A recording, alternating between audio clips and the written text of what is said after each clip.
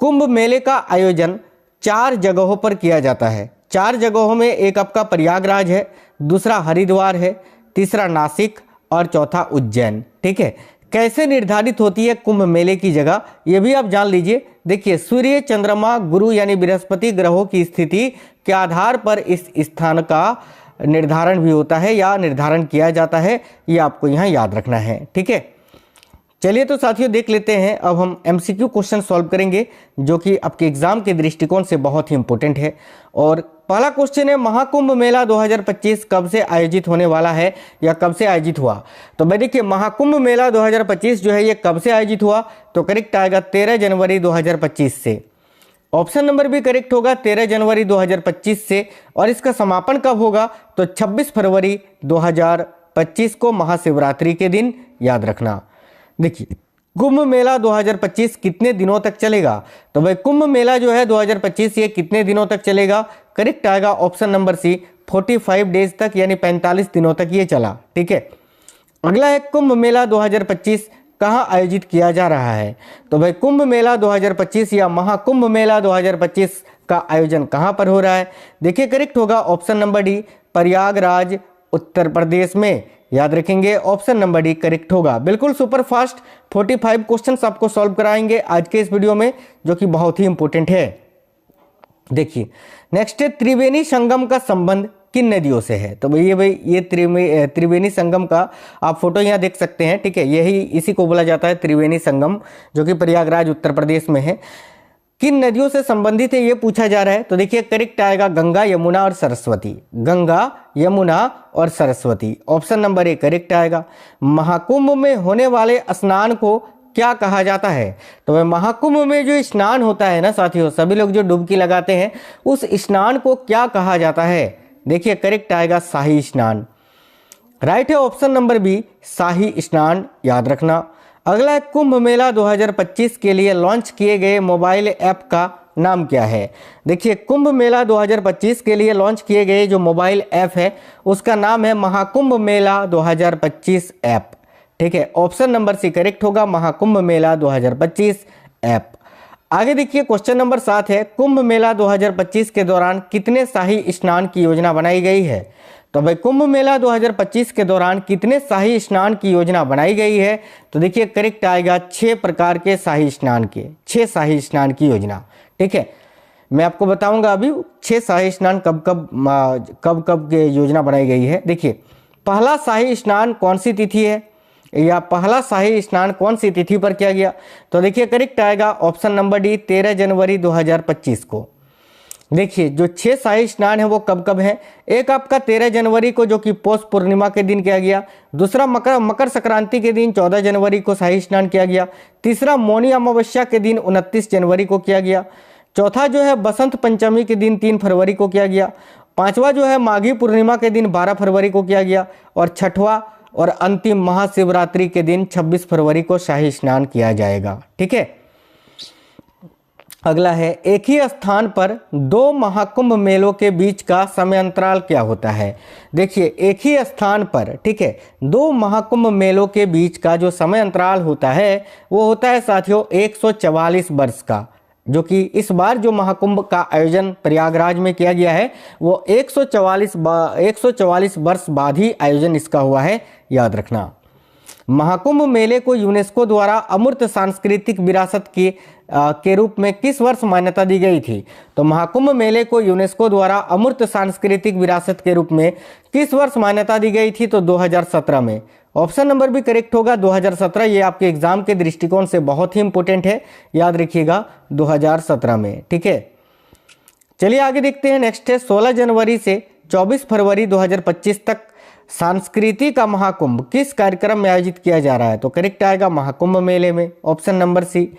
अगला है, प्रयागराज में महाकुंभ 2025 किस अवसर पर शुरू हुआ? तो देखिए, यहाँ आपका करेक्ट आंसर क्या होगा?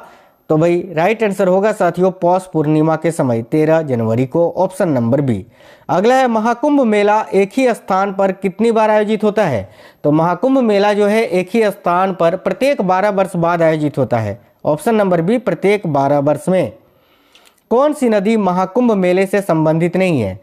तो भाई महाकुंभ मेले से संबंधित जो नदियां हैं वो है साथियों, एक तो आपकी गंगा नदी है, यमुना है, सरस्वती नदी है, गोदावरी नहीं है। तो ऑप्शन नंबर सी करेक्ट होगा, गोदावरी। ठीक है, गोदावरी इस क्वेश्चन का करेक्ट आंसर हो जाएगा, याद रखना। आगे देखिए, महाकुंभ मेले का महत्व क्या है।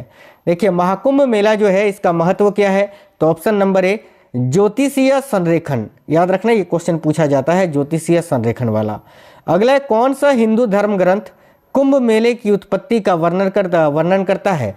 तो कौन सा हिंदू धर्म ग्रंथ है जो कुंभ मेले की उत्पत्ति का वर्णन करता है। देखिए करेक्ट आएगा पुराण, ऑप्शन नंबर सी करेक्ट आएगा पुराण।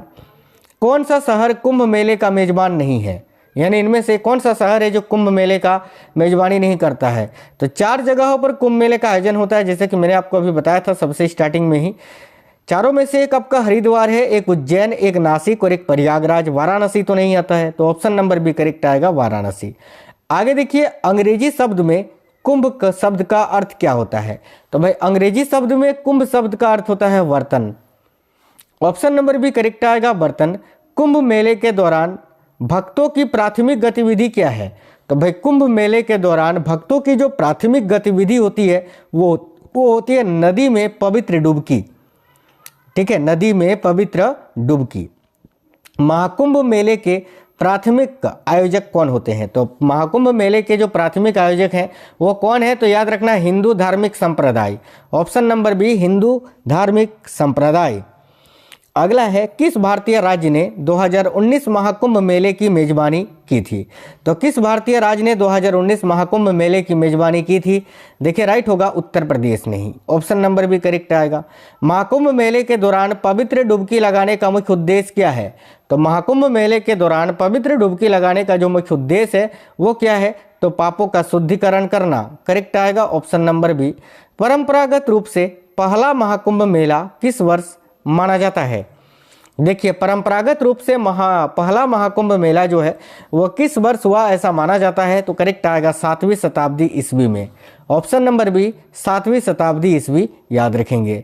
महाकुंभ मेले में आने वाले तीर्थयात्रियों की अनुमानित संख्या कितनी है। तो भाई महाकुंभ मेले में आने वाले तीर्थयात्रियों की जो अनुमानित संख्या होती है वो होती है लगभग 100 मिलियन से अधिक। Option number C. Mahakumbh Mela 2025 का अंत कब होगा या समापन कब होगा। तो भाई 26 फरवरी 2025 को महाशिवरात्रि के दिन, याद रखिएगा सभी। ठीक है, प्रयागराज को पहले किस नाम से जाना जाता था। देखिए करेक्ट आएगा इलाहाबाद। ठीक है, ऑप्शन नंबर बी। अगला है, अमृत की बूंदें किन शहरों में गिरी थी जहां कुंभ होता है। तो भाई कहा जाता है कि अमृत की जो बूंदें हैं इन 4 जगह पर गिरी थी जहां पर कुंभ होता है। चारों में से एक प्रयागराज है, एक हरिद्वार है, एक उज्जैन है और एक नासिक है, याद रखना। महाकुंभ में कितने अखाड़ों के संत सनातन बोर्ड में शामिल होंगे। तो इस बार महाकुंभ में कितने अखाड़ों के संत सनातन बोर्ड में शामिल होंगे। तो करेक्ट आएगा 13 अखाड़ों के संत। ऑप्शन नंबर ए करेक्ट आएगा 13।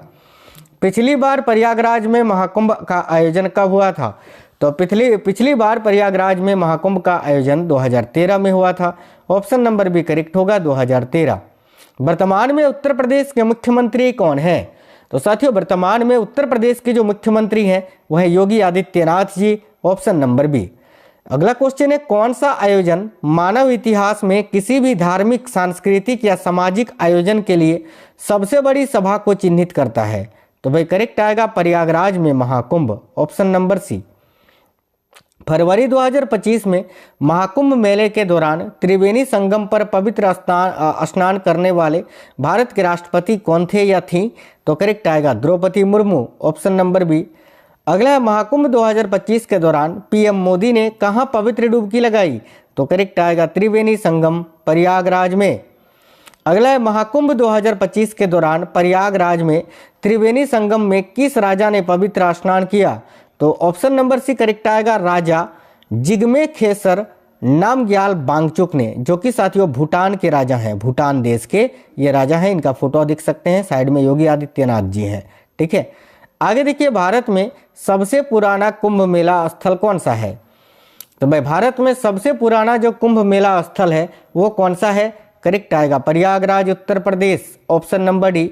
त्रिवेणी संगम पर सरस्वती नदी किसका प्रतीक है? तो करेक्ट आएगा पौराणिक अदृश्य नदी का। साथियों, त्रिवेणी संगम पर गंगा और यमुना नदी को आप साफ साफ देख सकते हैं, लेकिन सरस्वती नदी अदृश्य रूप से है। ठीक है, ऑप्शन नंबर बी करेक्ट आएगा। किस हिंदू ग्रंथ में कुंभ मेले की उत्पत्ति का उल्लेख है? जैसे कि मैंने आपको बताया पुराण में। ऑप्शन नंबर डी करेक्ट आएगा पुराण। किस संगठन ने कुंभ मेले को मानवता की अमूर्त सांस्कृतिक विरासत घोषित किया है? तो देखिए यहाँ आपका करेक्ट आएगा यूनेस्को ने। ऑप्शन नंबर ए करेक्ट है। कुंभ शब्द किसका प्रतीक है? तो देखिए कुंभ शब्द जो है ये अमृत का घड़ा का प्रतीक है। तो अमृत का घड़ा इस क्वेश्चन का करेक्ट होगा। महाकुंभ मेला आमतौर पर किस हिंदू महीने में लगता है? तो महाकुंभ मेला जो है आमतौर पर किस हिंदू महीने में लगता है? साथियों, करेक्ट आएगा माघ महीने में। ऑप्शन नंबर बी माघ। कुंभ मेला परंपरा का समर्थन करने का श्रेय किस राजवंश को जाता है? तो देखिए कुंभ मेला परंपरा का समर्थन करने का श्रेय जो है ये साथियों गुप्त राजवंश को जाता है। ऑप्शन नंबर बी करेक्ट होगा गुप्त राजवंश। अगला है, कुंभ मेले से मुख्य रूप से कौन सा हिंदू देवता जुड़ा हुआ है, या कुंभ मेले में किस हिंदू देवता की पूजा की जाती है? तो भाई करेक्ट आएगा विष्णु जी की। ऑप्शन नंबर बी राइट होगा विष्णु। प्रयागराज में पहले प्रलेखित कुंभ मेले के आयोजन में किस राजा की महत्वपूर्ण भूमिका थी? तो देखिए यहाँ आपका करेक्ट आएगा हर्षवर्धन की। Option number A Harshavardhan. Kumbh मेले के दौरान संतों द्वारा पहना जाने वाला मुख्य रंग क्या होता है? तो कुंभ मेले के दौरान संतों के द्वारा पहना जाने वाला जो मुख्य रंग होता है वो होता है साथियों केसरिया। ऑप्शन नंबर डी करेक्ट होगा केसरिया। एक और क्वेश्चन है किस आध्यात्मिक नेता ने कुंभ मेले को अंतर्राष्ट्रीय स्तर पर लोकप्रिय बनाया था? तो भाई इनमें से कौन से आध्यात्मिक नेता थे, ठीक है, जिन्होंने कुंभ मेले को अंतर्राष्ट्रीय स्तर पर लोकप्रिय बनाया था? देखिए करेक्ट होगा स्वामी विवेकानंद जी ने। तो साथियों ऑप्शन नंबर ए करेक्ट होगा। और उम्मीद करते हैं आपको ये वीडियो पसंद आई है। साथियों, आप किसी भी एग्जाम की तैयारी कर रहे हैं इस टॉपिक से क्वेश्चंस आपको पूछे ही जाएंगे। ठीक है, तो इससे बाहर क्वेश्चन आपका नहीं बनेगा। वीडियो को एक लाइक करना और हाँ, इस वीडियो को ज़्यादा से ज़्यादा अपने दोस्तों के साथ शेयर करना। मिलते हैं साथियों आपसे अगली वीडियो में, नेक्स्ट वीडियो में। तब तक के लिए जय हिंद, वंदे मातरम।